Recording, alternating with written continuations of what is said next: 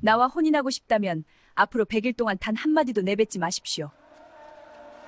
절세 미인을 아내로 맞이하기 위해 기꺼이 벙어리 행세를 자처한 사내 이생.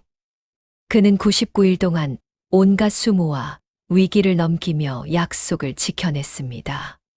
하지만 마지막 100일째 되는 날, 그의 눈앞에서 벌어진 믿을 수 없는 광경에 결국 입을 열고 마는데, 화려한 미모 뒤에 숨겨진 잔인한 시험과 찰나의 감정을 다스리지 못해 평생의 복을 재앙으로 바꾼 한 남자의 비극. 인간의 인내심이 바닥날 때 어떤 일이 벌어지는지 그 소름 돋는 야담 속으로 여러분을 초대합니다. 시작하기 전 좋아요, 구독 눌러주시면 영상 제작하는데 큰 도움이 됩니다. 조선시대 한양의 중심부, 지금으로 치면 서울 도심 한복판에 해당하는 그 땅에는 수많은 사람들이 뒤엉켜 살았습니다. 벼슬길에 오른 고관대작들이 가마를 타고 오가는 거리가 있는가 하면, 불과 몇 발자국만 걸어 들어가면 허름한 초가집과 낡은 기와장이 뒤섞인 골목이 이어졌습니다. 번듯한 간판 뒤에 무너진 속살이 감추어진 것, 그것이 당시 한양의 두 얼굴이었습니다. 이생이라는 사내가 바로 그런 두 얼굴 사이 어딘가에 살았습니다. 성은 이씨요, 이름은 생이라 했으니 이름 자체가 살아있는 자를 뜻하는 이름이었습니다. 하지만 그의 삶은 그 이름만큼 생기 넘치지 못했습니다. 이생의 집안은 원래 한양에서 제법 알아주는 양반가였습니다. 할아버지 때까지만 해도 삼정승 자리에 오른 분도 있었고, 아버지 대에서도 문과에 급제하여 지방 수령까지 지낸 분이 있었습니다. 하지만 세상사란 돌고 도는 법, 아버지가 당파 싸움에 휘말려 관직을 잃고 귀양을 떠난 후 집안은 걷잡을 수 없이 기울기 시작했습니다. 논밭은 하나둘 남의 손에 넘어갔고, 그토록 반듯하게 서 있던 소슬대문도 세월의 무게를 견디지 못해 한쪽으로 기울었습니다. 그나마 이생에게는 뛰어난 외모가 있었습니다. 키가 훤칠하고 이목구비가 뚜렷했으며, 글 공부를 게을리하지 않아 말씨와 행동거지에서 선비의 기품이 배어 나왔습니다. 동네 사람들은 이생을 볼 때마다 혀를 찼습니다. 저렇게 잘생긴 사람이 왜 저리 구차하게 사나. 누군가는 동정 어린 눈으로, 누군가는 비웃는 눈으로 그를 바라보았습니다. 이생은 과거 시험을 보려 했지만 번번이 낙방했습니다. 재능이 없어서가 아니었습니다. 공부를 하려면 책이 있어야 했고, 책을 사려면 돈이 있어야 했으며, 돈을 벌려면 일을 해야 했는데, 일을 하면 공부를 할 수가 없었습니다. 그 악순환의 고리는 쉽게 끊어지지 않았습니다. 20대 중반을 넘어서면서 이생의 처지는 더욱 딱해졌습니다. 집안의 마지막 남은 기와집 한 채도 결국 빚쟁이 손에 넘어갔고, 이생은 한양 외곽의 허름한 방 한 칸을 빌려 살게 되었습니다. 밥은 이웃의 도움으로 겨우 때우는 날이 많았고, 겨울에는 땔감이 없어 두꺼운 속옷을 입고도 덜덜 떨며 밤을 지새웠습니다. 그런 그에게도 친구들이 있었습니다. 하지만 그들도 이생의 처지를 알기에 도움을 주고 싶어도 선뜻 내밀 손이 없었습니다. 어쩌다 술이라도 한 잔 마시는 날이면 그들은 이생의 어깨를 두드리며 말했습니다. 야, 이생아. 내 그 잘생긴 얼굴로 어찌 이리 힘들게 사는 것이냐. 하늘이 공평하지 않은 게야. 이생은 그럴 때마다 씁쓸하게 웃었습니다. 웃음이 나오지 않아도 웃었습니다. 무너지고 싶어도 무너지지 않았습니다. 그는 가난했지만 자존심 하나만은 끝까지 지키려 했습니다. 하지만 자존심으로 배를 채울 수는 없었습니다. 긍지로 지붕을 고칠 수도 없었습니다. 이생의 마음 한구석에는 늘 무거운 돌덩이처럼 짓눌리는 무언가가 있었습니다. 출세하고 싶다는 욕망, 잘 살고 싶다는 욕망, 이 가난에서 벗어나고 싶다는 욕망. 그 욕망은 그가 억누를수록 더 거세게 들끓었습니다. 이생이 그 여인을 만난 것은 바로 그러한 절망과 욕망이 뒤엉킨 어느 가을 저녁이었습니다. 그날은 늦가을이었습니다. 하늘은 유독 맑았고 이제 막 해가 기울어 서쪽 하늘이 붉게 물드는 시각이었습니다. 이생은 빈손으로 한양 거리를 걷고 있었습니다. 어디서 끼니를 때울까 궁리하며 발길 닿는 대로 걷다 보니 어느새 한양 남쪽의 큰 길가에 서 있었습니다. 그때였습니다. 이생의 눈에 어떤 여인이 들어왔습니다. 처음에는 그저 흰 옷자락이 눈에 들어왔습니다. 아무렇게나 지나쳤으면 그냥 스쳐 지나갔을 것입니다. 하지만 그 흰 옷자락이 걸음을 멈추게 했습니다.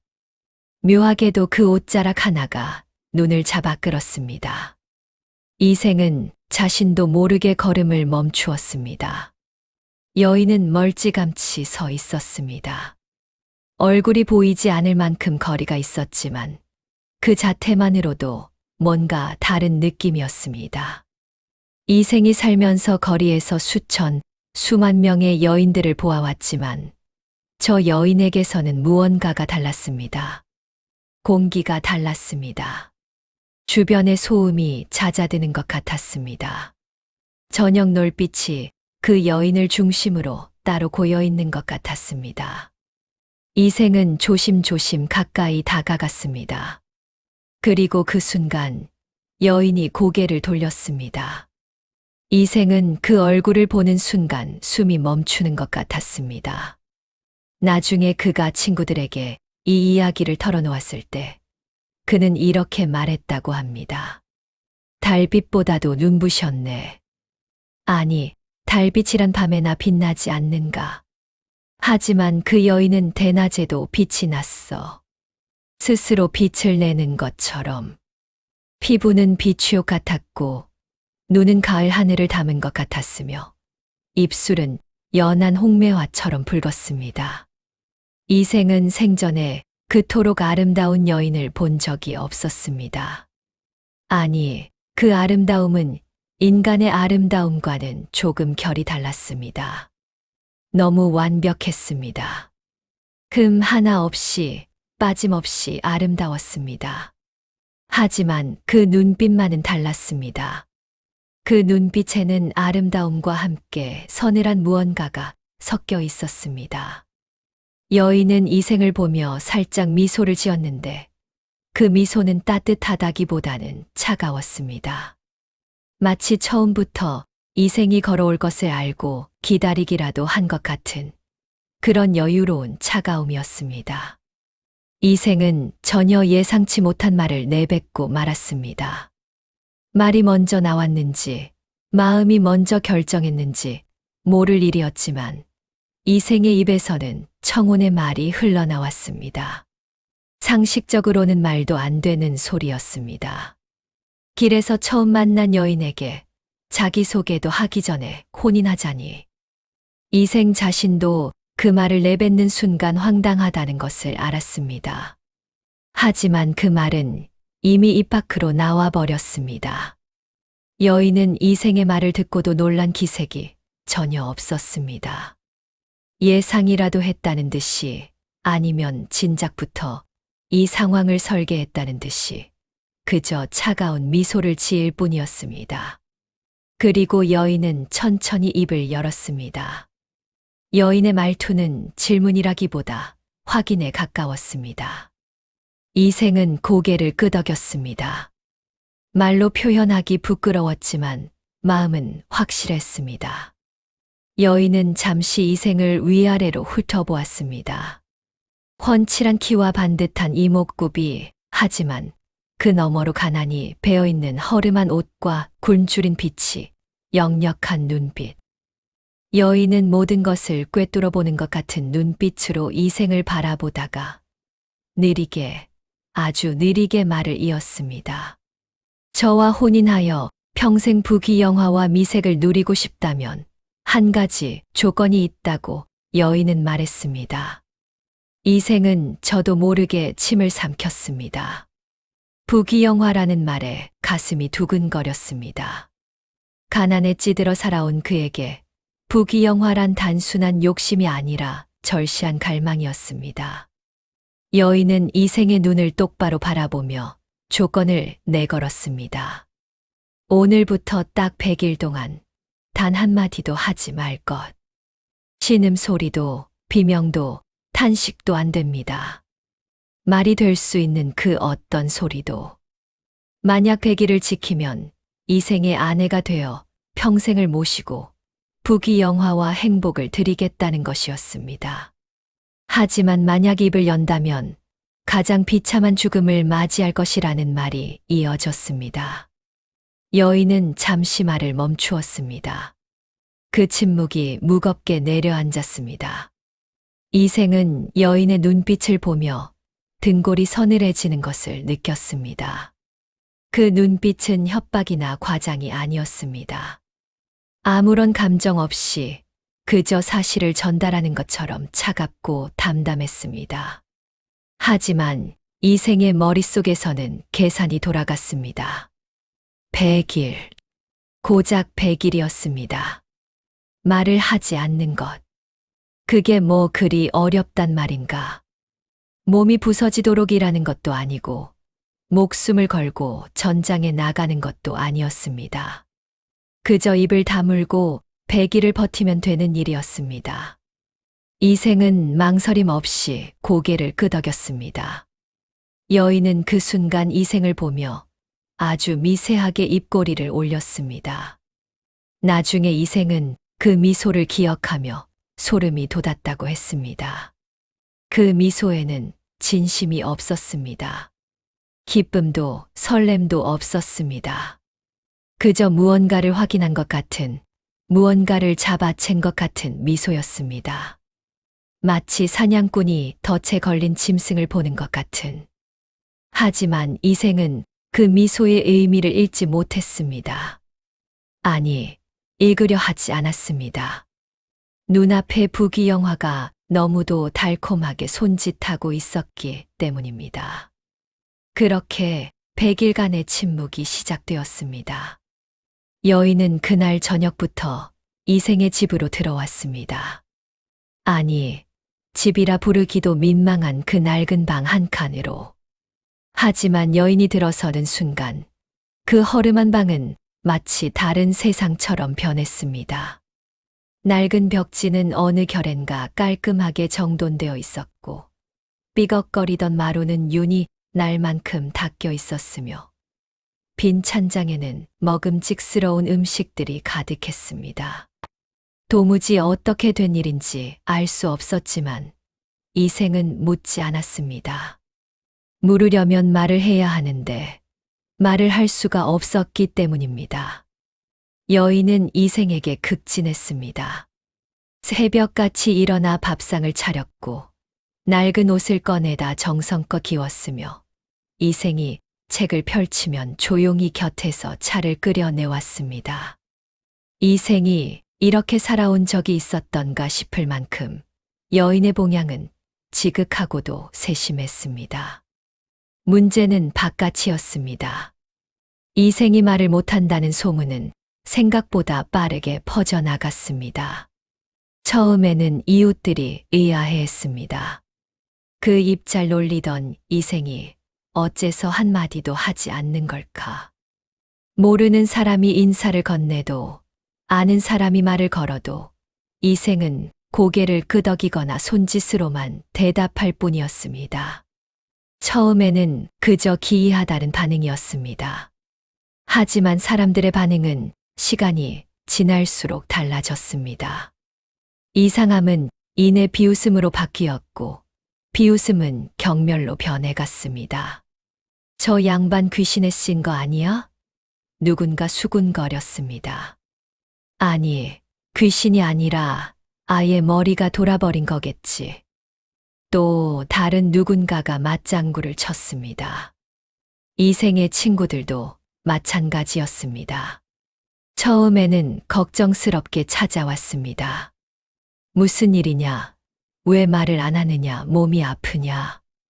이생은 그때마다 고개를 가로젓고 손을 흔들어 괜찮다는 뜻을 전했습니다. 하지만 이생의 침묵이 이어질수록 친구들의 걱정은 조소로 바뀌었습니다. 열흘쯤 지났을 때였습니다. 이생이 시장 거리를 지나가다 오랜 버신 최가를 만났습니다. 최가는 이생을 보자마자 다가와 어깨를 잡으며 물었습니다. 이 사람아, 도대체 왜 말을 안 하는 거야? 사람들이 다 수군거리잖아. 이제 그만하게. 창피하지도 않아. 이생은 애써 미소를 지으며 고개를 저었습니다. 최가는 잠시 이생을 바라보더니 한숨을 쉬고는 떠나버렸습니다. 미친놈. 최가의 발걸음 소리와 함께 그 말이 흘러나왔습니다. 이생은 그 자리에 서서 친구의 뒷모습을 바라보았습니다. 가슴 한편이 쓰렸지만 그는 입을 열지 않았습니다. 그것은 시작에 불과했습니다. 20날째 되는 날이었습니다. 이생이 시장 골목을 지나는데 술에 취한 무례배 3명이 길을 가로막았습니다. 그들은 이생을 아래 위로 훑어보더니 조롱하는 눈빛을 내비쳤습니다. 말 못하는 이생을 건드려 보려는 심산이었습니다. 이생은 눈을 꼭 감았습니다. 말이 목구멍까지 차올랐습니다. 떨쳐내라는 말, 무례배들을 꾸짖는 말, 아니면 그냥 비명한 소리라도. 하지만 이생은 이를 악물고 두 주먹을 꽉 쥐고 그 말들을 모두 삼켰습니다. 그러자 무례배들은 더욱 대담해졌습니다. 저항도 없고 말도 없는 이생에게 주먹이 날아들었습니다. 한 대, 2대. 이생은 맞으면서도 비명 소리조차 내지 않았습니다. 무례배들은 한참 이생을 때리다가 심드렁해졌는지 흥미를 잃고 사라졌습니다. 이생은 피가 번진 입술을 소매자락으로 닦았습니다. 눈에서는 눈물이 흘렀습니다. 억울함 때문이었는지, 아픔 때문이었는지, 아니면 또 다른 무언가 때문이었는지 자신도 알 수 없었습니다. 하지만 그 눈물도 그는 빠르게 닦아냈습니다. 울음소리도 소리니까요. 이런 일은 한 번으로 끝나지 않았습니다. 말을 못하는 이생이 길에 나타날 때마다 그를 건드려 보려는 자들이 생겨났습니다. 때로는 어린아이들이 그의 뒤를 쫓아다니며 조롱했고, 때로는 시장 상인들이 대놓고 욕설을 퍼부었으며, 때로는 방자한 양반집 하인들이 말 못하는 이생을 이용해 행패를 부리기도 했습니다. 이생은 그 모든 것을 참았습니다. 눈을 부릅뜨고 이를 악물고 주먹을 쥐고 흔들리는 손을 억눌렀습니다. 집으로 돌아오면 여인이 기다리고 있었습니다. 상처 입은 이생을 보며 여인은 아무 말 없이 물을 데워 상처를 닦아주었습니다. 말없이 약을 발라주고 말없이 따뜻한 밥을 차려주었습니다. 두 사람 사이에 말은 없었지만 이생은 그 침묵 속에서 여인의 온기를 느꼈습니다. 아니, 느꼈다고 생각했습니다. 지금 와서 생각해보면 그 온기가 진짜였는지 이생이 착각한 것이었는지는 알 수가 없는 일입니다. 어쨌든 이생은 버텼습니다. 40일이 지나고 50일이 지났습니다. 55번째 날 밤이었습니다. 이생이 잠에서 깬 것은 자정이 한참 지난 시각이었습니다. 처음에는 무슨 소리가 난 것 같기도 했고 아닌 것 같기도 했습니다. 이생은 다시 눈을 감으려다가 뭔가 이상한 기운을 느꼈습니다. 방 안 공기가 달랐습니다. 바람이 든 것처럼 서늘했고 어딘가에서 낯선 숨소리가 들렸습니다. 이생은 눈을 떴습니다. 그리고 굳어버렸습니다. 방 안에 2명의 사내가 서 있었습니다. 머리에는 두건을 눌러쓰고 손에는 번쩍이는 칼을 들고 있었습니다. 도적이었습니다. 그들은 이생의 집을 털러 들어왔다가 이생이 깨어난 것을 보고 당황한 기색이었습니다. 하지만 곧 마음을 다잡은 것인지 한 명이 앞으로 다가오며 칼을 이생의 목에 갖다 댔습니다. 소리 지르면 죽는다. 도적의 목소리가 으르렁거렸습니다. 이생은 숨이 멎을 것 같았습니다. 차가운 칼날이 목에 닿자 등줄기에 소름이 돋았습니다. 하지만 이상한 일이었습니다. 이생은 입을 열지 않았습니다. 입을 열 수 없었기 때문이기도 했지만 그 순간 이생의 머릿속에는 기묘한 생각이 스쳤습니다. 소리를 지르면 죽는다고. 아니, 소리를 질러도 죽고 100일을 버티지 못해도 죽는다. 어차피 죽는 건 마찬가지다. 그렇다면 나는 지금 무엇 때문에 살아있는 것인가? 도적들은 이생이 아무 소리도 내지 않자 오히려 당황했습니다. 겁에 질려 소리라도 지를 것이라 예상했는데 이생은 마치 돌멩이처럼 그 자리에 가만히 있었습니다. 두 눈은 또렷이 뜬 채로 아무런 저항도 비명도 없이. 도적들은 서로 눈빛을 교환하더니 서둘러 방 안을 뒤지기 시작했습니다. 하지만 이생의 집에는 애당초 훔쳐갈 것이 없었습니다. 변변한 가재도구 하나 없는 허름한 방이었습니다. 도적들은 빈손으로 투덜거리며 나가다가 마지막으로 이생을 한 번 더 노려보았습니다. 이생은 아무 대답도 하지 않았습니다. 눈을 꼭 감고 칼날이 자신의 목에서 천천히 멀어지는 것을 느꼈습니다. 도적들의 발소리가 멀어졌습니다. 방문이 열렸다 닫혔습니다. 이생은 그 자리에서 한동안 꼼짝도 못했습니다. 얼마나 지났을까? 이생은 천천히 몸을 일으켰습니다. 손이 떨렸습니다. 다리가 후들거렸습니다. 하지만 입은 열리지 않았습니다. 이생은 고요히 눈을 감고 흔들리는 마음을 가라앉혔습니다. 살았습니다. 말을 하지 않고도 살았습니다. 그 순간 이생은 이상한 자신감 같은 것을 느꼈습니다. 두려움 속에서도 입을 다물 수 있었다면 앞으로도 할 수 있을 것이라는 생각. 하지만 그 자신감이 오만한 것이었는지 아니면 진정한 용기였는지는 아직 알 수 없는 일이었습니다. 75번째 날이 지나자 이생의 침묵은 더 이상 의지력의 문제가 아니라 습관에 가까워졌습니다. 말하지 않는 것이 오히려 자연스러웠고 말을 하려 할 때 오히려 어색한 느낌이 들 정도였습니다. 이생은 점점 말 없이도 여인과 소통하는 방법을 익혔습니다. 눈빛으로 손짓으로 고개의 기울기로 때로는 침묵 그 자체로. 그 시간 동안 이생에게는 생각할 여유가 많이 생겼습니다. 말을 하지 않으니 자연스레 듣는 일이 많아졌고 듣다 보니 보이는 것들이 많아졌습니다.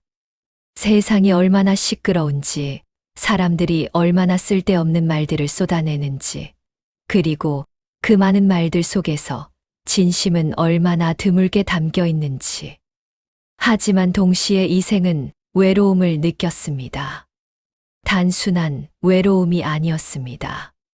자신의 생각과 감정을 표현할 수 없다는 것에서 오는 마치 벽 속에 갇혀버린 것 같은 답답함이었습니다. 기쁜 일이 있어도 기쁘다고 말할 수 없었고, 슬픈 일이 있어도 슬프다고 말할 수 없었습니다. 고통스러워도, 억울해도, 감동을 받아도 모든 것을 속으로만 삼켜야 했습니다. 그러다 보니 이생은 자신이 100일 동안 무엇을 하고 있는지에 대해 깊이 생각하게 되었습니다. 처음에 이생이 입을 담은 것은 오로지 이득 때문이었습니다. 부귀영화, 아름다운 아내, 평탄한 삶. 그 모든 것을 얻기 위한 거래였습니다. 말하자면 100일간의 침묵은 계약의 이행이었을 뿐이었습니다. 하지만 75일이 지나는 동안 이생은 여인에게 무언가를 느끼기 시작했습니다.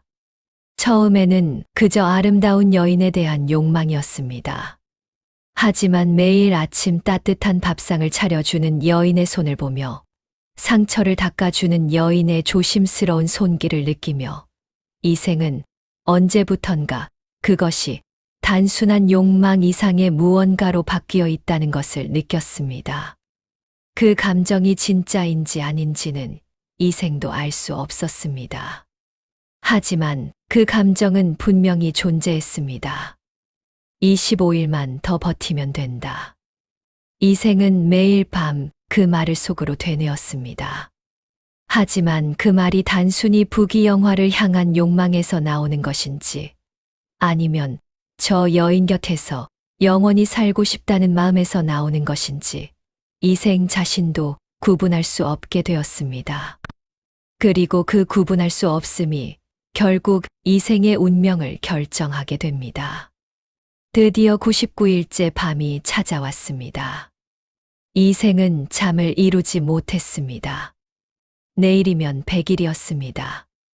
단 하룻밤만 버티면 모든 것이 이루어지는 것이었습니다. 가슴이 두근거렸습니다. 잠이 올 리 없었습니다. 이생은 방 안을 이리저리 거닐다가 문을 열고 마당으로 나왔습니다. 하늘에는 보름달이 걸려 있었고 달빛이 마당을 은빛으로 물들였습니다. 이생은 한참 그 달을 바라보았습니다. 99일 동안 있었던 일들이 머릿속에서 파도처럼 밀려왔습니다. 무례배들의 주먹질, 칼날이 목에 닿던 서늘함, 친구들의 비웃음, 낯선 이들의 경멸. 그 모든 것을 참아낸 자신이 새삼 대견하게 느껴졌습니다. 동시에 허무하기도 했습니다. 이 모든 것이 정말로 가치 있는 것이었을까? 아니면 처음부터 잘못된 선택이었던 것일까? 그때 여인이 방에서 나왔습니다. 여인도 잠을 이루지 못한 모양이었습니다. 여인은 이생 곁에 서서 함께 달을 바라보았습니다. 두 사람 사이에 아무런 말이 없었습니다. 하지만 그 침묵은 불편하지 않았습니다. 어쩌면 이생의 삶에서 가장 따뜻한 침묵이었을지도 모릅니다. 이생은 그 순간 진심으로 여인이 좋아졌다는 것을 알았습니다. 처음의 거래와 욕망을 넘어서 진짜 이 여인과 함께 살고 싶다는 마음이 생겼습니다. 그 마음이 생기는 순간 동시에 불안함도 생겼습니다. 내일이면 100일이 끝납니다. 그 이후에도 저 여인이 정말로 내 곁에 있어줄까? 이생은 혼란스러웠습니다. 하지만 그 혼란 속에서도 한 가지만은 확실했습니다. 오늘 밤은 반드시 버텨야 한다. 단 하룻밤만 더. 마침내 100일째 되는 날에 아침이 밝았습니다. 이생은 잠결에 눈을 뜨자마자 온몸으로 그 아침의 공기를 느꼈습니다. 오늘이다. 드디어 오늘이다. 가슴이 터질 것 같았습니다. 이생은 천천히 몸을 일으켰습니다. 오늘 해가 지고 나면 그는 마음껏 말을 할 수 있을 것이었습니다. 99일 동안 하지 못한 말들을 한꺼번에 쏟아낼 수 있을 것이었습니다. 이생은 방문을 열었습니다. 여인이 벌써 일어나 마당 한쪽에 서 있었습니다. 그런데 뭔가 이상했습니다. 여인의 자세가 달랐습니다. 어깨가 축 처져 있었고 고개는 아래를 향하고 있었습니다. 평소에 그 반듯하고 당당한 여인의 모습이 아니었습니다. 이생이 다가가자 여인이 고개를 들었습니다. 그 눈에서 눈물이 흘러내리고 있었습니다. 이생은 멈추었습니다. 그 눈물이 너무나 뜻밖이었습니다. 99일 동안 이생이 아무리 얻어맞고 모욕당하고 죽을 위기를 넘겨도 여인은 눈물을 흘린 적이 없었습니다. 그런 여인이 오늘 아침 100일째 되는 날 아침에 눈물을 흘리고 있었습니다. 여인은 떨리는 목소리로 말했습니다.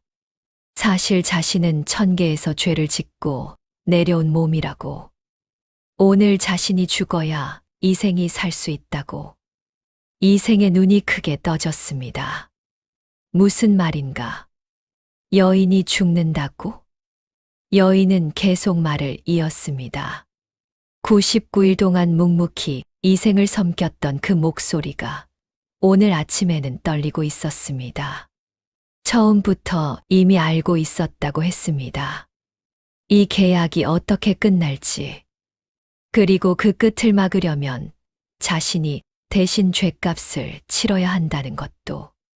이생은 멍하니 서 있었습니다. 머릿속이 뒤엉켰습니다. 처음부터 안다고, 대신 죗값을 치른다고, 여인이 죽는다고.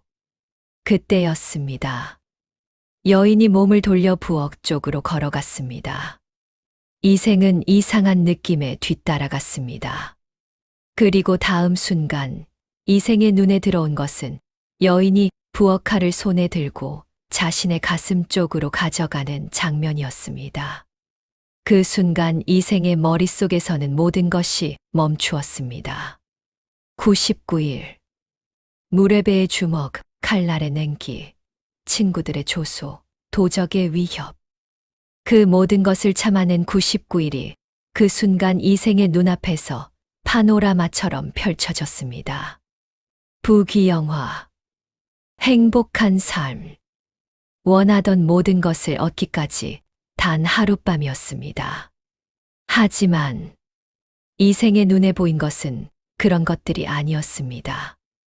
이생의 눈에 보인 것은 99일 동안 자신을 위해 밥을 지어주고 상처를 닦아주고 아무 말 없이 곁에 있어 주었던 저 여인이 칼을 들고 있는 모습이었습니다. 아, 이생은 그제야 깨달았습니다. 자신이 언제부터인가 이 여인을 진심으로 사랑하게 되었다는 것을. 거래가 아니었습니다. 조건이 아니었습니다. 아름다움에 대한 욕망도 아니었습니다. 이 여인이 죽어가는 것을 지켜볼 수 없다는 것이었습니다.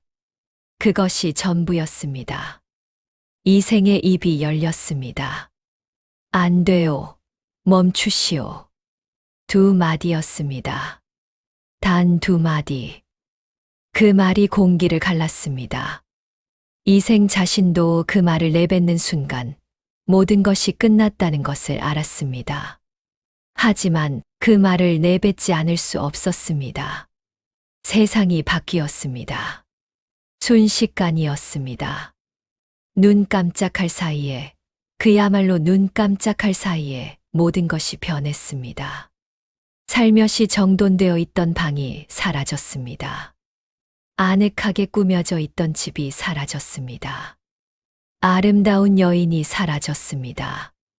대신 그 자리에는 다른 것이 있었습니다. 이생이 서 있는 것은 그가 99일 전 처음 여인을 만났던 바로 그 거리였습니다. 주변에는 아무것도 없었고 하늘에는 구름이 뒤덮여 빛 한 점 들어오지 않았습니다. 그리고 눈앞에는 요괴가 있었습니다. 처음에 이생은 그것이 무엇인지 바로 알아보지 못했습니다. 너무 갑작스러운 변화에 눈이 적응하지 못했기 때문이기도 했고, 그 모습이 너무 끔찍해서 뇌가 현실로 받아들이기를 거부하는 것 같기도 했습니다. 하지만 차차 눈앞의 것이 선명해지자 이생은 온몸에 피가 얼어붙는 것을 느꼈습니다. 키는 여인과 비슷했지만 몸에서 뿜어나오는 기운이 전혀 달랐습니다. 피부는 잿빛이었고 손톱은 길고 날카로웠습니다. 눈은 붉은색이었고 입에서는 차갑고 독한 냄새가 풍겼습니다. 그것이 99일간 자신의 아내였던 여인이라는 것을 이생은 알고 싶지 않았지만 알 수밖에 없었습니다. 그 눈빛에는 여전히 99일간 그를 바라보던 그 눈빛에 흔적이 남아 있었습니다. 요괴가 입을 열었습니다. 그 목소리는 여인의 목소리와 같았지만 안에 담긴 것이 달랐습니다. 차갑고 공허했습니다. 단 하루 그 찰나의 감정을 다스리지 못했구나. 이생은 떨고 있었습니다. 온몸이 떨렸습니다. 하지만 눈은 요괴를 똑바로 바라보았습니다. 내 침묵은 진심이 아니라 탐욕이었으니 이제 대가를 치러라. 이생은 그 말에 뭔가 반론하고 싶었습니다. 아니, 처음에는 탐욕이었을지 모르지만 나중에는 달랐다고. 진심이 없었던 게 아니라고. 하지만 그 말을 하기도 전에 요괴의 손톱이 움직였습니다. 번개처럼 빠르게. 이생은 그 손톱이 자신의 가슴을 향해 날아오는 것을 보았습니다. 피할 수 없었습니다. 피할 시간이 없었습니다. 이생은 눈을 꼭 감았습니다. 타격이 왔습니다. 심장 부근에 날카로운 무언가가 꿰뚫는 느낌이었습니다. 이생은 피를 토하며 그 자리에서 쓰러졌습니다. 차갑게 굳은 땅바닥에 등이 닿는 순간 이생의 눈에는 하늘이 보였습니다. 구름 사이로 가느다란 빛 한 줄기가 새어 들어오고 있었습니다. 죽어가는 순간 사람은 무엇을 생각할까요? 후회할까요? 두려워할까요? 아니면 분노할까요? 이생은 그 어느 것도 아니었습니다. 이생의 마음 속에 떠오른 것은 놀랍게도 한 가지 질문이었습니다. 내 침묵은 진심이었는가? 요괴의 말이 귓가에 맴돌았습니다. 내 침묵은 진심이 아니라 탐욕이었으니. 과연 그 말이 맞는 것일까요? 이생의 100일간의 침묵은 처음부터 끝까지 탐욕이었던 것일까요? 아닙니다. 이생은 생각했습니다. 처음에는 그랬습니다. 의심할 여지 없이 처음에 이생이 여인의 조건을 받아들인 것은 오로지 부귀영화와 아름다운 아내를 얻기 위한 거래였습니다. 탐욕이었습니다. 하지만 99일이 지나는 동안 그 마음이 바뀌었습니다. 여인의 손길을 느끼며 여인의 눈빛을 마주하며 두 사람이 말 없이 달을 바라보던 그 밤을 지나면서 이생의 마음 속에는 탐욕과는 다른 무언가가 자라났습니다. 그리고 마지막 순간 이생이 입을 열게 만든 것은 바로 그 무언가였습니다. 부귀영화 때문이 아니었습니다. 조건을 지키기 위해서도 아니었습니다. 그냥 그저 눈앞에 저 여인이 죽는 것을 볼 수 없었습니다. 그것뿐이었습니다. 그렇다면 이생의 마지막 두 마디는 진심이었던 것입니다. 99일간의 침묵은 탐욕에서 비롯된 것이었을지 몰라도 그 침묵을 깨뜨린 그 두 마디만은 진심이었습니다. 그런데도 이생은 죽었습니다. 이것이 이야기가 우리에게 던지는 첫 번째 질문입니다. 진심으로 한 행동도 대가를 치러야 하는 것인가? 아니면 결과는 결과일 뿐이고 의도는 의도일 뿐인가? 하지만 이생의 마지막 깨달음은 그것이 아니었습니다. 이생이 피를 토하며 차가운 땅바닥에 누워 깨달은 것은 좀 더 근본적인 것이었습니다. 인내란 무엇인가? 이생은 99일을 참았습니다. 맞아도 참았고, 칼을 들이대도 참았고, 모욕을 당해도 참았습니다. 그 인내는 진짜 인내였을까요? 이생이 죽어가며 깨달은 것은 그것이 사실 인내가 아니었다는 것이었습니다. 이생이 99일 동안 한 것은 참는 것이 아니라 버티는 것이었습니다. 눈앞의 보상을 향해 이를 악물고 버티는 것. 그것은 탐욕의 다른 이름이었습니다. 원하는 것을 얻기 위해 고통을 견디는 것. 그것은 인내처럼 보이지만 그 안에는 욕망이 뿌리 깊이 박혀 있었습니다. 진정한 인내는 보상을 바라지 않는 것입니다. 아무것도 돌아오지 않아도, 아무것도 바뀌지 않아도 그 상황 속에서 자신의 마음을 다스리는 것. 그것이 진정한 인내입니다. 이생은 99일 동안 바깥의 시험은 통과했습니다. 주먹도 칼도 모욕도 이겨냈습니다. 하지만 마지막 시험은 바깥에서 온 것이 아니었습니다. 마지막 시험은 이생의 내면에서 왔습니다. 자신이 사랑하는 사람이 죽어가는 것을 보면서도 침묵을 유지할 수 있는가? 사랑이라는 감정이 탐욕이 아닌 순수한 사랑이 마음속에서 폭발할 때 그 사랑을 다스릴 수 있는가? 이생은 할 수 없었습니다. 탐욕으로는 99일을 버텼지만 사랑 앞에서는 단 한순간도 버티지 못했습니다. 어쩌면 그것이 더 인간적인 것이었는지도 모릅니다. 어쩌면 그 두 마디야말로 이생이 평생 처음으로 내뱉은 진정한 말이었는지도 모릅니다. 이생이 죽은 후 그의 이야기는 한양거리에 퍼져나갔습니다. 사람들은 이 이야기를 들으며 각자 다른 교훈을 찾았습니다. 어떤 이는 말했습니다. 역시 요물에 홀리면 안 된다. 처음 만난 여인에게 자기소개도 하기 전에 혼인하자니 그것부터가 잘못된 것이다. 조심하지 않은 것에 대한 경계의 목소리였습니다. 어떤 이는 말했습니다. 단 하루를 못 참다니. 인내심이 부족했다. 그것이 단순히 인내의 부족이었다고 보는 시각이었습니다. 하지만 조금 더 깊이 생각하는 이들은 달리 보았습니다. 그 마지막 두 마디가 없었다면 이생은 과연 행복했을까? 100일을 지키고 부귀영화를 얻었더라도 탐욕으로 얻은 것은 탐욕의 사슬로 묶이는 것이다. 처음부터 다른 거래였어야 했다.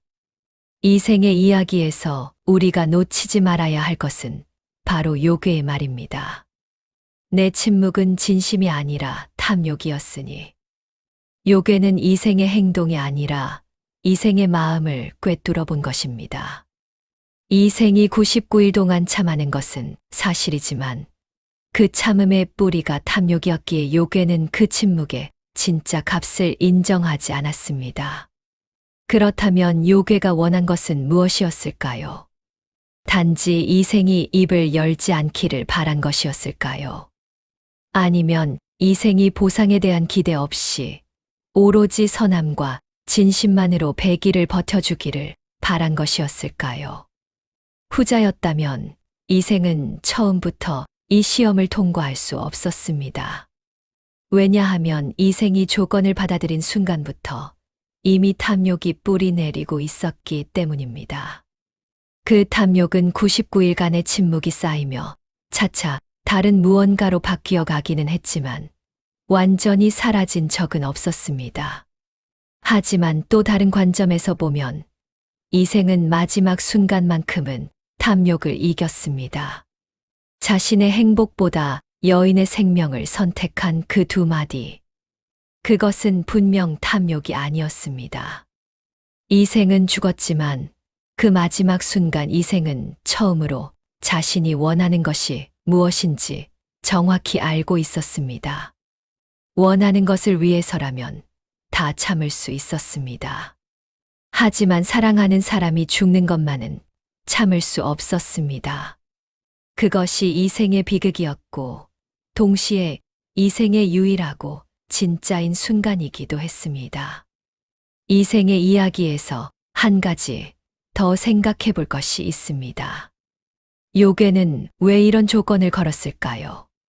단순히 이생을 죽이고 싶었다면 더 쉬운 방법이 있었을 것입니다.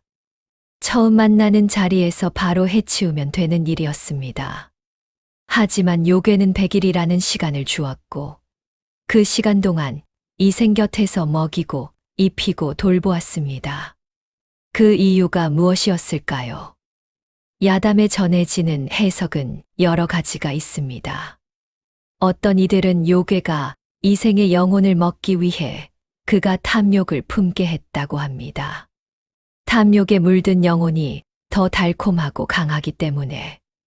어떤 이들은 요괴가 진심으로 인간과의 계약을 시험해보고 싶었다고 합니다. 100일을 진심으로 버텨내는 인간이 있다면 진짜로 행복을 주려 했다고. 하지만 가장 섬뜩한 해석은 이것입니다. 요괴는 처음부터 알고 있었다는 것입니다. 이생이 반드시 실패할 것을. 왜냐하면 요괴가 건 조건은 인간이 통과할 수 없는 조건이기 때문입니다. 100일을 탐욕으로 버티면 탐욕으로 인해 탈락. 100일을 진심으로 버티다 마지막에 사랑 때문에 입을 열면 감정으로 인해 탈락. 어떻게 해도 인간은 통과할 수 없는 시험이었습니다. 요괴의 조건은 처음부터 인간의 본성을 겨냥한 것이었습니다. 탐욕을 가진 인간은 탐욕으로 지고 진심을 가진 인간은 진심으로 집니다. 인간인 이상 어느 쪽이든 피할 수 없습니다. 인간의 약점은 강함도 탐욕도 어리석음도 아니라 바로 마음을 가지고 있다는 것 그 자체였습니다. 이생이 마지막에 입을 연 것은 어리석음이 아니었습니다. 인간이었기 때문에 어쩔 수 없었던 것입니다. 마음을 가진 존재는 사랑하는 사람이 죽어가는 것을 보고 침묵할 수 없습니다. 그것은 인간의 한계이자 동시에 인간이기에 가질 수 있는 가장 숭고한 무언가입니다. 이 생의 이야기는 겉으로는 판타지적인 야담처럼 보이지만 그 안에는 매우 현실적인 이야기가 담겨 있습니다. 우리는 살면서 수많은 침묵의 상황을 맞닥뜨립니다. 참아야 할 때, 말하지 않아야 할 때, 입을 다물고 버텨야 할 때. 그 침묵이 때로는 현명한 것처럼 보이고, 때로는 비겁한 것처럼 보이기도 합니다. 이생처럼 우리도 종종 보상을 바라고 참습니다. 언젠가는 나아질 것이라는 기대 때문에, 결국에는 좋아질 것이라는 믿음 때문에, 혹은 더 큰 무언가를 잃을까 두려워서 참습니다. 그 침묵은 탐욕의 침묵입니다. 반면 어떤 침묵은 진심에서 나옵니다. 상대방이 상처받을까봐, 상황이 나빠질까봐, 혹은 그냥 지금 이 순간이 말보다 침묵으로 더 잘 채워진다고 느끼기 때문에 택하는 침묵. 그 침묵은 자신을 위한 것이 아니라 타인을 위한 혹은 그 순간을 위한 침묵입니다. 이생은 99일 동안 전자의 침묵을 택했고 마지막 순간 그 침묵을 깨뜨리며 후자를 선택했습니다. 아이러니하게도 그 마지막 선택이 이생을 죽였습니다. 하지만 동시에 그 마지막 선택이 이생을 처음으로 인간답게 만들었습니다. 인내의 진짜 의미도 여기에 있습니다. 참음이란 고통을 이기는 것이 아닙니다. 고통을 통해 자신이 무엇을 원하는지, 무엇을 위해 사는지 더 명확하게 알아가는 과정입니다. 이생은 99일의 고통을 통해 자신이 진짜 무엇을 원하는지를 알게 되었습니다. 그리고 그것을 안 순간 더 이상 침묵할 수 없었습니다. 이생의 이야기와 비슷한 이야기들은 세계 곳곳에 있습니다. 그리스 신화에는 오르페우스의 이야기가 있습니다. 죽은 아내 에우리디케를 되찾기 위해 저승으로 내려간 오르페우스는 한 가지 조건을 받습니다. 저승에서 이승까지 걸어 나오는 동안 절대로 뒤를 돌아보지 말 것. 하지만 오르페우스는 이승의 문 직전에서 뒤를 돌아보고 말았습니다. 그 이유는 아내가 정말로 뒤따라오고 있는지 확인하고 싶었기 때문이었습니다. 불안함 때문에, 불신 때문에, 혹은 사랑 때문에. 조건의 내용은 다르지만 그 구조는 놀랍도록 유사합니다. 두 이야기 모두 결정적인 순간에 감정을 이기지 못하고 그 대가를 치르는 인간의 이야기입니다. 한국의 야담에도 비슷한 이야기들이 있습니다. 금기를 어기는 인간의 이야기, 시험에 응하지만 마지막 관문에서 쓰러지는 인간의 이야기. 이런 이야기들이 반복해서 전해지는 이유는 그것이 인간의 본성을 정확하게 짚어내기 때문입니다. 우리는 모두 이생입니다. 무언가를 얻기 위해 참고, 버티고, 때로는 눈물을 삼킵니다. 하지만 결정적인 순간, 우리의 진짜 마음이 터져 나오고, 그 마음이 우리를 구원하기도 하고 망하게도 합니다. 이것이 인간의 이야기입니다. 이 생의 이야기는 여기서 끝납니다. 피를 토하며 쓰러진 이 생의 주변에는 아무것도 없었습니다.